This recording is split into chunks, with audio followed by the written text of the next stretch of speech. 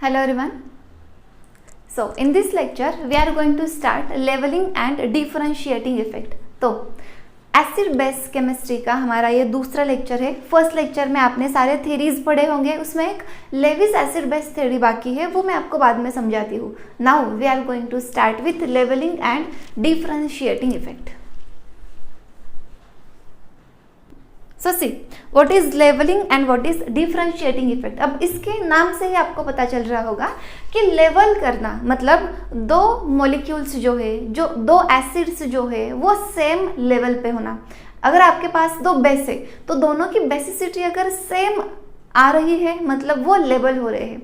दो एसिड से अलग अलग, बट आप जब टेस्ट करोगे तब दोनों सॉल्यूशंस का, दोनों एसिड के सॉल्यूशन की पीके वैल्यू सेम आ रही है. So it means they are levelling, वो सेम लेवल पे है. और डिफरेंशिएटिंग का इसका अपोजिट मतलब है, एक एसिड बहुत ज़्यादा स्ट्रेंथ वाला है, दूसरा कम स्ट्रेंथ वाला है. एक एसिड की पीके वैल्यू बहुत कम है मतलब वो ज़्यादा एसिडिक स्ट्रेंथ वाला है, दूसरे की पीके वैल्यू ज़्यादा है, तो वो डिफरेंशिएटिंग है. राइट. अब leveling and differentiating effect we will learn in presence of specific solvent. For example, मैं यहाँ पे आपको दो reactions लिख के दे रही हूँ. So focus on these reactions. Suppose here it is HClO4.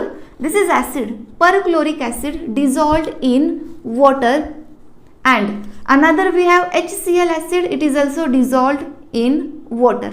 So यहाँ पे reaction होगी ClO4 minus plus H3O plus. यहाँ पे रिएक्शन क्या होगी, H प्लस यहाँ पे जाएगा, Cl माइनस वैसे ही रहेगा and H3O plus. Now in presence of water this HClO4 completely dissociate. क्या हो रहा है वहाँ पे, complete dissociation of HClO4. So here it is complete dissociation. So for example अगर हम यहाँ पे 1 मोल HClO4 ले रहे हैं, सो 1 मोल ClO4 minus and 1 mole H3O plus तैयार होगा. HCl इन वाटर, इफ 1 मोल हम HCl ले रहे हैं सो H3O प्लस भी 1 मोल तैयार हो रहा है. इसका मतलब ये भी हो रहा है कंप्लीट डिसोसिएशन. कंप्लीट डिसोसिएशन अगर दोनों का हो रहा है, दोनों भी अगर 1 मोल H प्लस आयन रिलीज कर रहे हैं, H3O plus is nothing but H plus which determine the acidic strength. अगर दोनों भी सॉल्यूशन में equivalent amount of H plus ion generate हो रहे हैं मतलब इन दोनों सॉल्यूशन की एसिडिक स्ट्रेंथ सेम होगी. So water is exerting, in presence of water दोनों एसिड की स्ट्रेंथ एक जैसी है. इसी को बोला जाता है water is exerting levelling effect on HClO4 and HCl. therefore water exerting leveling effect on HClO4 and HCl. Now let us take second example. In presence of HClO4 in presence of acetic acid, that is CH3 C double bond O OH. HCl in presence of acetic acid. अब आपको पता है acetic acid is a weak acid, right. ये weak acid है, ये दोनों भी उससे स्ट्रॉन्गर एसिड्स है. HClO4 in presence of acetic acid, so this undergo the complete dissociation. HClO4 undergo complete dissociation, but HCl in presence of acetic acid it undergo partial dissociation. Partial dissociation के लिए हम backward arrow भी लगाएंगे. यहाँ पे product क्या बनेंगे आपको पता है, product will be ClO4 minus plus CH3CO OH2 plus. यहाँ पे प्रोडक्ट क्या बनेगा, Cl minus plus same CH3CO OH2 plus. So अगर ये HCl पार्शियल डिसोसिएशन दिखा रहा है, so number of moles of this cation will be less. This cation is nothing but कितने H प्लस रिलीज हुए हैं और इसका कॉन्सेंट्रेशन जो है वो ज्यादा होगा. This will be more, this will be less. अगर ये कॉन्सेंट्रेशन ज्यादा है सो HClO4 stronger होगा as compared to the HCl। इसका मतलब क्या है, in presence of acetic acid HClO4 is stronger acid and HCl is weak acid as compare to HClO4, right. So therefore acetic acid CH3COOH exerting which effect? It is exerting differentiating effect. It is exerting differentiating. It is exerting differentiating effect on what? On what? HClO4 and HCl, इन दोनों acid के ऊपर acetic acid जो है it is exerting the differentiating effect. It is exerting the differentiating effect. समझ रहे हो?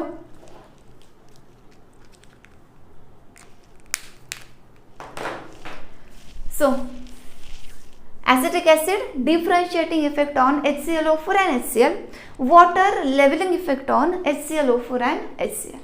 Understood? Okay. Note it down.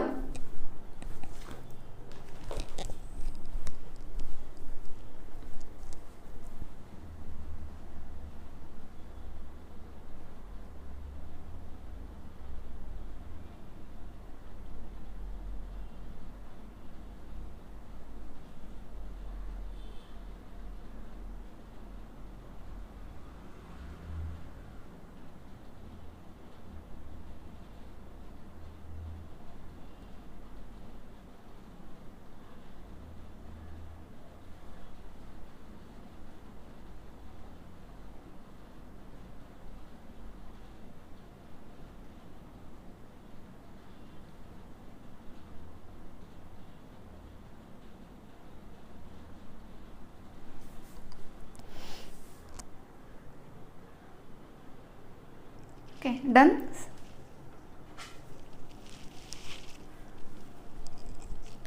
So next example we will see.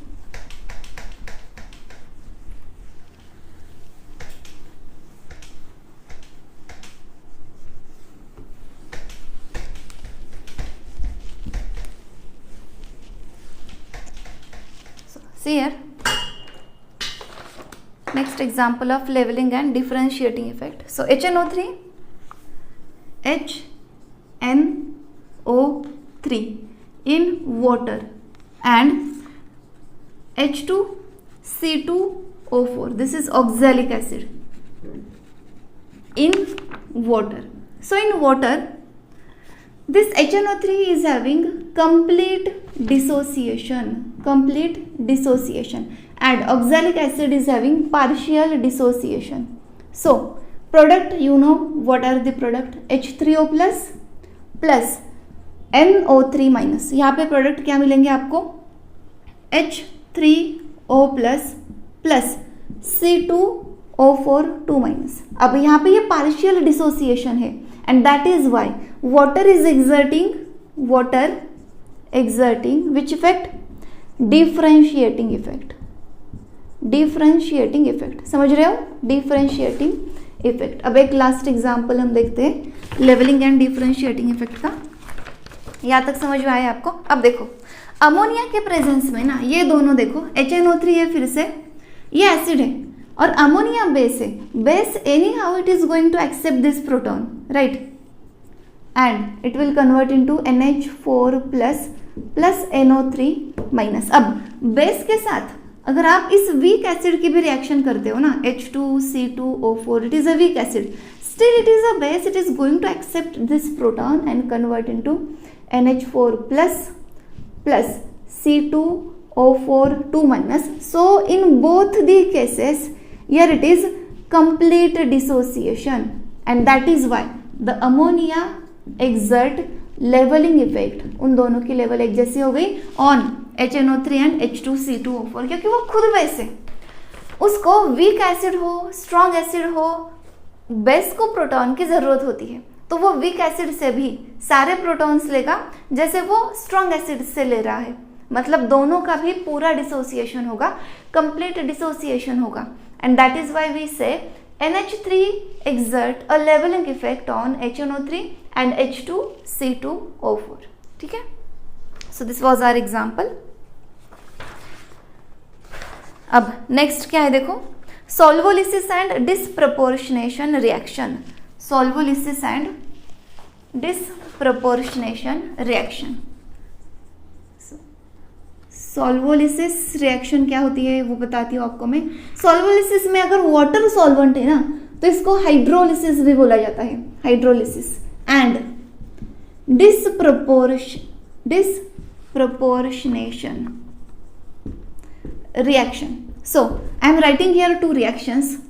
First reaction, Cl2 plus H2O forms HOCl plus H3O plus Cl minus. Again second reaction, Cl2 plus NH3, they are forming NH2Cl plus NH4 plus Cl minus. Now observe these two reaction. What is the first I have mentioned here, that is a solvolysis. अब solvolysis का मतलब क्या है देखो, solvolysis में क्या होता है, whatever is the solvent, suppose water is a solvent, this bond of solvent breaks and it forms two separate species. अगर NH3 is a solvent, so bond breaks and it forms two separate species, that is hydrolysis अगर है तो water solvent है। Any other solvent के case में हम solvolysis word use करते हैं। तो सॉल्वोलिसिस में सॉल्वेंट मॉलिक्यूल ब्रेक होगा। तो आप यहाँ पे देख सकते हो वाटर में से जो OH ग्रुप है ना वो क्लोरीन को अटैच हो गया और जो H प्लस है वो दूसरे क्लोरीन के साथ क्या कर रहा है, H3O प्लस बना रहा है। सॉरी, H प्लस जो है वो दूसरे वाटर मॉलिक्यूल के साथ H3O प्लस बना रहा है और ये एक क्लोरीन जो है वो OH के साथ बॉन्ड हो गया, HOCl मॉलिक्यूल तैयार हो गया। दूसरा क्लोरीन Cl माइनस, ये Cl प्लस है, ये OH माइनस है, and the another chlorine is Cl minus, मतलब सॉल्वेंट मॉलिक्यूल ब्रेक हुआ। यहाँ देखो NH3 में से NH2 माइनस क्लोरीन को अटैच हुआ, बाकी Cl minus as it is, और NH2 माइनस अगर सेपरेट होता है तो बचता है H plus. H plus will react with another ammonia molecule and form NH4 plus. तो ये सॉल्वोलिसिस रिएक्शन है। अब डिसप्रपोर्शनेशन का मतलब ये है कि same molecule it undergo oxidation as well as reduction. तो क्लोरीन है ना Cl2, it is in a molecular form जहां पे ऑक्सीडेशन स्टेट 0 होती है। अब HOCl में 0 का कन्वर्जन प्लस Cl प्लस में हुआ और 0 का कन्वर्जन यहाँ Cl माइनस में हुआ। सो 0 to plus this is oxidation and 0 to minus this is reduction. So simultaneously one molecule undergo oxidation as well as reduction reaction, that is called as disproportionation reaction. Okay, same here, Cl2 0 to plus is oxidation and 0 to minus is reduction. So same molecule का oxidation भी हुआ है, reduction भी हुआ है, and the reaction is called as disproportionation reaction, दोनों भी। ठीक है, so note it down.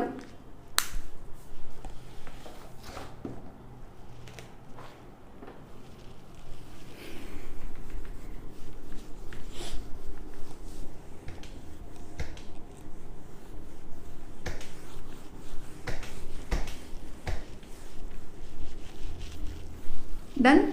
Next क्या है देखो, सम सेल्फ आयोनाइजेशन प्रोसेसेस हम देखेंगे। सेल्फ आयोनाइजेशन प्रोसेसेस, सो देखो ऑटो आयोनाइजेशन में SO2 का हमने नहीं देखा था ना, auto ionisation important auto ionisation कौन से है, 2H2O they form H3O plus OH minus, 2 ammonia they will form NH4 plus NH2 minus, 2 SO2 molecule they will form SO2 plus SO3 2 minus, right। HF अगर 2 है so 1 H plus release होगा and that will be accepted by another HF, H2F plus F minus। ये stable नहीं रहता है, ये तीसरे HF के साथ रिएक्ट करेगा and it will be H2F plus HF 2-, ये हमने देखा था। ऑटो आयोनाइजेशन में ये सब इंपॉर्टेंट है, ठीक है, understood.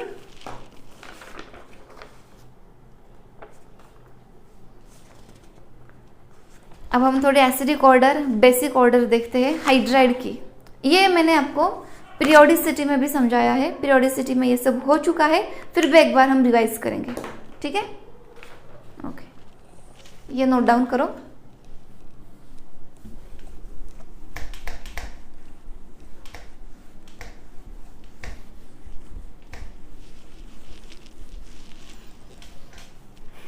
And write down here basicity of hydra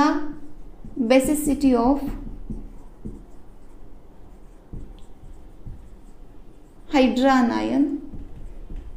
So if I have here CH3 minus NH2 minus OH minus F minus, here SiH3 GeH3 SnH3 और PH2 ASH2 SbH2. Now what is the basicity order? So see here, basicity के case में क्या होता है, basicity left to the right, basicity जो है ना वो डिक्रीज होती है, बेसिसिटी डिक्रीजेस। और ये भी मैंने बताया था आपको, top to the bottom basicity फिर से डिक्रीज होती है। इसका रीजन क्या है? So why left to the right basicity decreases. अब बेसिसिटी का मतलब होता है इनके ऊपर जो निगेटिव चार्ज है ना वो कितना ज्यादा कैटायन के लिए अवेलेबल है।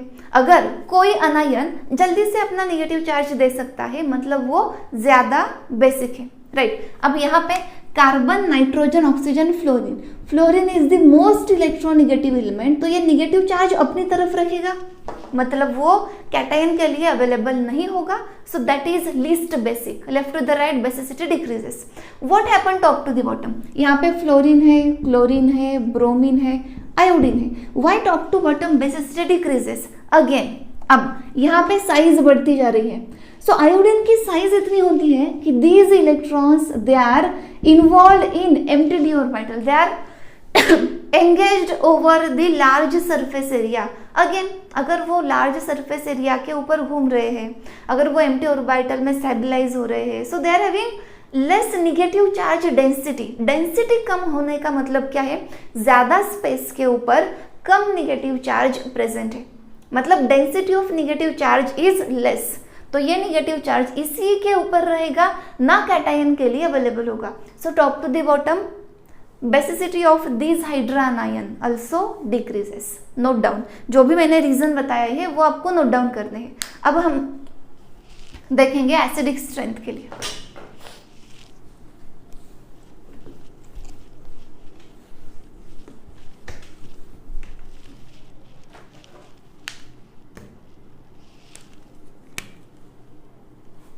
Acidic strength of hydrides.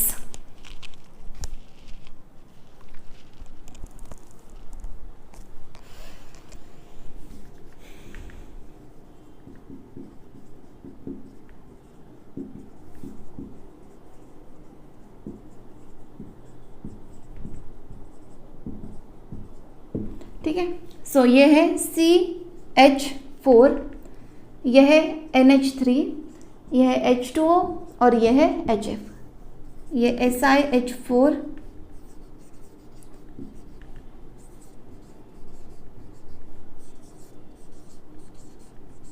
ठीक है।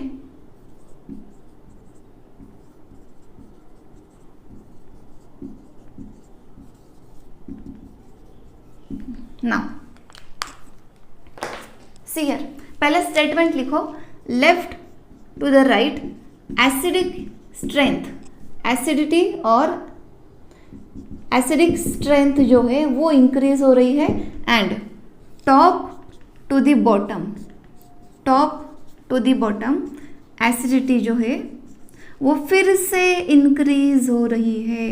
So why this is happening? CH4NH3H2HF. Again, electronegative atom will pull this electron towards itself and H plus can be easily released. That is why left to the right acidic strength increase होती है. What I will talk to the bottom? So top to the bottom size of central element increase. अगर आप HF है, ये HCl है, ये HBr है और ये HI है. So as size of this increases, bond length also increases. And as bond length increases, this H plus can be released because weak bond. अगर bond length ज़्यादा है तो bond क्या है, weak है. And because of weak bond, H plus release हो रहा है. So top to the bottom, again acidic strength क्या होती है, increase होती है. So overall आपको क्या याद रखना है, acidic strength left to right, top to bottom increase होती है. Basic strength left to right, top to bottom decrease होती है. That's it. समझ रहे हो आप? तो बस ये दो स्टेटमेंट आप लिखो, बाकी कुछ भी ज़्यादा सोचने की ज़रूरत नहीं है. राइट. अब इसके बाद और एक इम्पॉर्टेंट पॉइंट हमारा बाकी है, लेविस एसिडिटी. लेविस एसिडिटी, ठीक है ना. उससे पहले एक पॉइंट आपको समझाती हूँ, ऑक्सी एनायन की जो एसिडिटी हमने देखी थी उसके बारे में.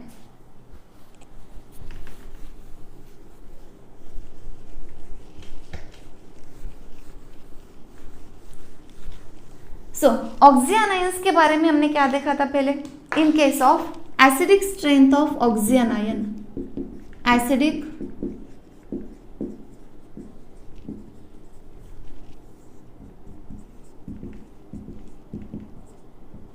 so suppose this is ClO minus, ClO2 minus, ClO3 minus, ClO4 minus, right.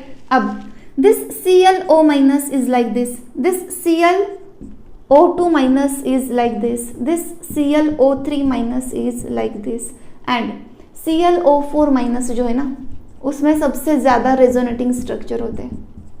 Now see, we know that if these are acids HClO, HClO2, HClO3, HClO4, then this is the acidic order, right. More number of oxygen atom, more acidic strength, because after releasing H plus, negative charge is stabilized over the 4 oxygen. That is the main reason. So this is most acidic. तो इसका जो corresponding अनायन है ना after releasing H plus ये होगा. This is least basic. So अगर acid अगर strong है तो उसका करस्पॉन्डिंग बेस जो है वो वीक होगा, उसका कॉन्जुगेट बेस जो है वो वीक होगा. So since this HClO4 is strongest acid, ये अनायन ज्यादा ऑक्सीजन के ऊपर स्टेबल है तो फिर से ये H प्लस के लिए इजीली अवेलेबल नहीं होगा, मतलब इसकी बेसिक स्ट्रेंथ जो है वो कम होगी. तो कोई भी एसिड अगर स्ट्रांगली एसिडिक है तो उसका कॉन्जुगेट बेस जो होता है वो वीक होता है. समझ रहे हो? तो ये मैं समझाना चाहती थी. तो अगर आपको स्टेबिलिटी ऑर्डर यहाँ पे लिखनी है इसकी, अब बेसिसिटी ऑर्डर अगर इनकी लिखनी है ना, बेसिसिटी ऑर्डर, तो ये सबसे ज्यादा बेसिक होगा. This will B basicity order. समझ रहे हो? ClO minus, ClO2 minus, ClO3 minus, ClO4 minus. Basicity order ये है. अगर स्टेबिलिटी ऑर्डर लिखनी है, मोर रेजोनेटिंग स्ट्रक्चर, मोर स्टेबिलिटी, तो ClO4 will be the highest stable among these. तो ये तीनों ऑर्डर आप नोट डाउन करो. स्टेबिलिटी ऑर्डर देखो, why this ClO4 minus is most stable, because it's resonating structures will be मोर. यहाँ पे आप देख रहे हो कि ये निगेटिव चार्ज ये यहाँ पे आएगा, ये यहाँ पे चला जाएगा, तो ये फिर ये निगेटिव से ये यहाँ पे आ सकता है, ये यहाँ पे जाएगा, फिर ये यहाँ पे आएगा, ये यहाँ पे जाएगा. 4 रेजोनेटिंग स्ट्रक्चर्स पॉसिबल है, मतलब वो अनायन जो है वो ज़्यादा से ज़्यादा स्टेबल है. तो सबसे नीचे वाली स्टेबिलिटी के ऑर्डर, ये एसिडिक स्ट्रेंथ के ऑर्डर, ये अनायन की बेसिक स्ट्रेंथ के order. Note it down.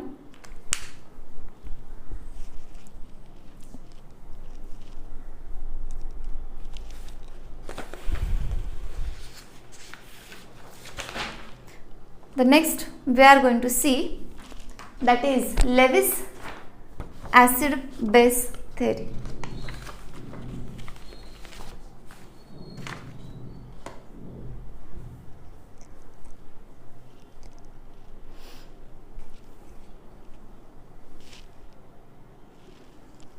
So now R. Next theory is Lewis acid base theory. So Arrhenius acid base में क्या हुआ था? Acid is H plus ion donor in aqueous medium. Base is hydroxide ion donor in aqueous medium. What was in Bronsted-Lowry acid base theory? Acid is a H plus donor and base is a H plus ion acceptor in any medium. Now in Lewis acid base theory, base is electron pair donor and acid is electron acceptor. तो जो भी species electron donate कर रही है वो base है और जो भी स्पीसीज इलेक्ट्रॉन एक्सेप्ट कर रही है वो एसिड है. So this is our Lewis acid base definition. अब कौन कौन से मॉलिक्यूल कौन से मोड के थ्रू इलेक्ट्रॉन एक्सेप्ट करते हैं? वो एम्प्टी डी ऑर्बिटल में एक्सेप्ट करते हैं या फिर कोई और उसका रीजन है, ये हम देखेंगे, उनके टाइप्स देखेंगे. So the first write down Lewis acid.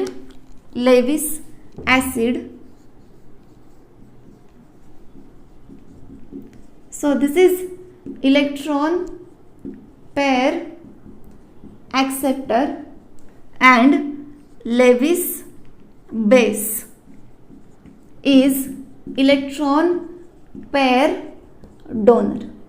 ठीक है, ये दो इंपॉर्टेंट पॉइंट आपने नोट डाउन किए. अब हम देखेंगे लेविस एसिड के टाइप. ठीक है, लेविस एसिड के type. So let us start with Lewis acid. So Lewis acid is electron pair acceptor. So it can accept electron in empty d और पी ऑर्बिटल. तो जो भी एसिड है उसके पास आइदर एम्प्टी पी ऑर्बिटल होना चाहिए और एम्प्टी डी ऑर्बिटल होना चाहिए जिसमें वो बेस से इलेक्ट्रॉन को एक्सेप्ट करेगा. और इस तरीके के मॉलिक्यूल जिनके पास एम्प्टी पी ऑर्बिटल है, for example BH3, BCl3, BBr3, boron is having empty p orbital. और जो मॉलिक्यूल उनके पास एम्प्टी डी ऑर्बिटल है, third period onwards d orbital is present. तो d orbital first and second period के element के पास नहीं है. D orbital starts from the third period onward. तो सिलिकॉन SiH4, SiCl4 या फिर फॉस्फोरस PH3, PH5, SF6, इन सबके पास एम्प्टी डी ऑर्बिटल है. So they can act as a Lewis acid through accepting electron pair into empty d orbital. BH3 can act as a Lewis acid through accepting electron pair in empty p orbital. ठीक है, so कुछ examples आपको लिखती हूँ. Lewis acid. So Lewis acid के examples लिखो.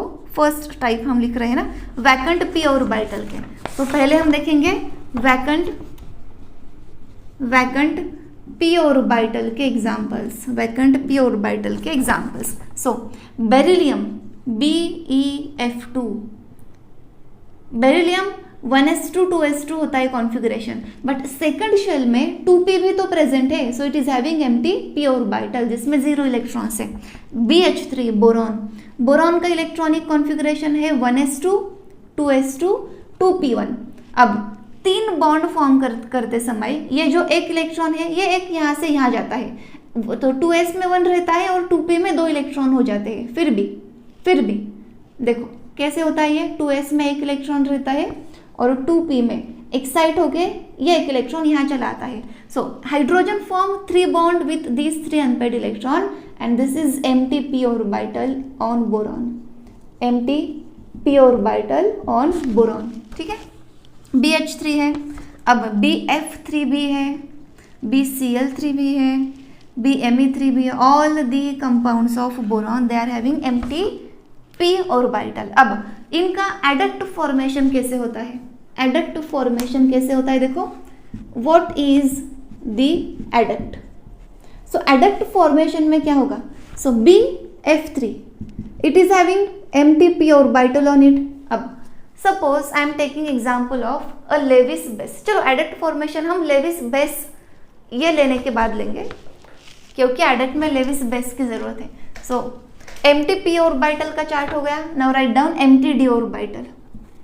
Empty d orbital कौन से एसिड्स के पास है? So third period onward third period onwards जो भी मॉलिक्यूल होंगे, एल्यूमिनियम F3 आप ले सकते हो, सिलिकॉन के एग्जांपल्स आप ले सकते हो, SiX4 कोई भी हेलोजन है, Ge उसके ही नीचे है, Sn उसके ही नीचे है, फॉस्फोरस के एग्जांपल्स ले लो, PX3, PF5 कोई भी हेलोजन है, PCl5, अब आर्सेनिक है उसके नीचे, AsF5 उसके नीचे, एंटीमनी है SbF3, सल्फर भी है SF6, जेनॉन है XzF6, all these are having empty d orbital. ठीक है, अब एडक्ट फॉर्मेशन कैसे होगा? एडक्ट फॉर्मेशन कैसे होगा? When these Lewis acid they accept, अब इसके पास सपोज ये एम्प्टी d ऑर्बिटल है, suppose it accept electron from Lewis base into its empty d orbital, then this is Lewis acid, electron Lewis base के पास है, उनका एडक्ट फॉर्म होता है। उससे पहले मैं आपको कुछ लेविस बेसेस के एग्जाम्पल बताती हूँ। I will tell you some examples of Lewis bases. Lewis bases, ठीक है, तो ये वैसे ही रहने देते हैं। अब यहाँ पे मैं लेविस बेस के एग्जाम्पल्स लिखती हूँ। Lewis base which are having, अब लेविस बेस कौन है? Which are having lone pair और निगेटिव चार्ज, उनके ऊपर आइदर लोन पेयर चाहिए और निगेटिव चार्ज होना चाहिए। इन दोनों में से one is compulsory, either negative charge और लोन पेयर, दोनों में से एटलीस्ट एक तो होना चाहिए। फॉर एग्जाम्पल, अगर आप F माइनस लेते हो तो यहाँ पे लोन पेयर भी है, निगेटिव चार्ज भी है। H माइनस लेते हो, NH3 नाइट्रोजन, नाइट्रोजन के ऊपर लोन पेयर है, H2O ऑक्सीजन के ऊपर दो लोन पेयर है, OC2H5 twice, this is ether, oxygen के ऊपर दो लोन पेयर से।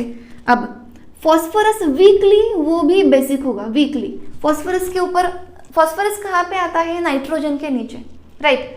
NH3 एंड PH3 में who is more basic, Lewis basicity किसकी ज्यादा है?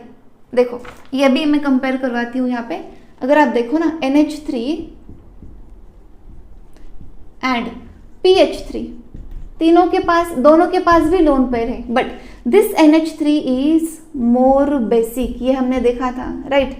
NH3 is more basic. Drago rule में हमने देखा था कि PH3 में लोन पेयर जो है वो अनहाइब्रिडाइज्ड ऑर्बिटल में प्रेजेंट होती है। Unhybridised orbital are less directional और they are having poor overlapping, that is why this PH3 is less basic as compared to NH3.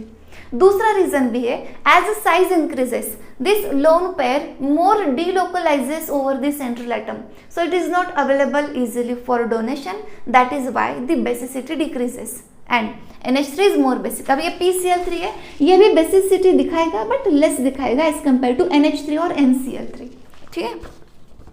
Okay, अब हम देखेंगे adduct formation, how adduct is formed, how adduct is form. So Lewis acid के example क्या देखे आपने? उनके पास either MTP और D orbital होना चाहिए। MTP ऑर्बिटल बेरिलियम के कंपाउंड के पास है, बोरॉन के कंपाउंड के पास है। MTD orbital third period onward कोई भी एलिमेंट आप ले लो, for example silicon it is from third period, germanium it is from fourth period, Sn tin it is from fifth period, phosphorus third period, arsenic fourth period, antimony fifth period, ठीक है ना। Third period onwards जो भी element है उनके पास MTD orbital होता है, right. अब next right here adduct formation reaction.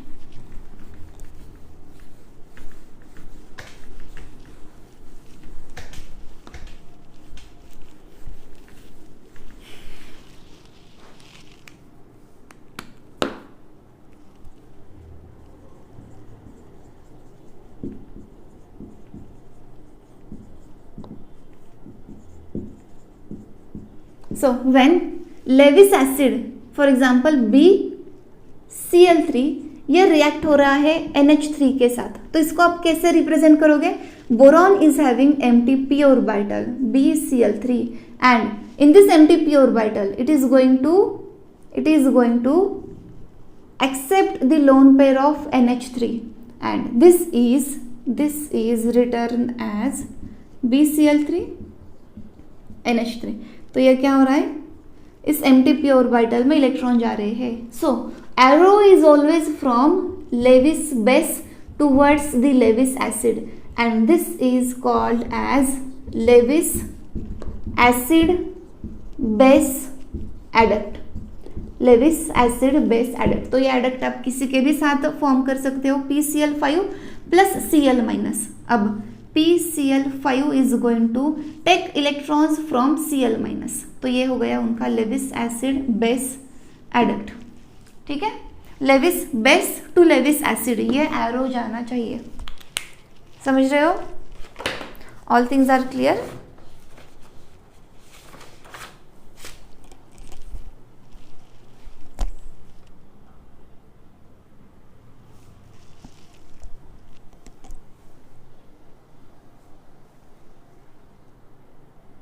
So next we will see in our next lecture. तो अभी भी इंपॉर्टेंट पॉइंट्स बाकी है, बाकी पॉइंट्स हम नेक्स्ट लेक्चर में लर्न करते हैं।